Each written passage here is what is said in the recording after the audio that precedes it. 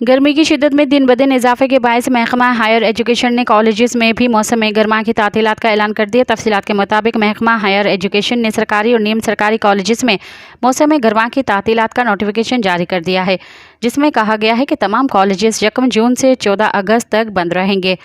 जारी नोटिफिकेशन में कहा गया है कि बोर्ड और यूनिवर्सिटीज़ के इम्तिहानात अपने शेड्यूल के मुताबिक होंगे। हायर एजुकेशन की जानिब से कॉलेज के लिए नए औकात कार का भी जारी किए गए हैं, जिसके मुताबिक तमाम सरकारी और निम्न सरकारी कॉलेजेस 7:30 से 11:30 बजे तक खुले रहेंगे। कॉलेजेस में इवनिंग शिफ्ट शाम 4 से रात 8 बजे तक होगी। औकात कार मौसम गर्मा की तातीलात से कबल के अयाम के लिए किया गया है, यानी 21 मई से 31 मई तक इन औकात कार पर अमल दरामद किया जाएगा। मज़ीद ख़बरन ऐं तफ़सीलात लाइ विज़िट कयो असांजी वेबसाइट www.awamiNewsHD.com ऐं ॾिसंदा रहो अवामी न्यूज़ HD।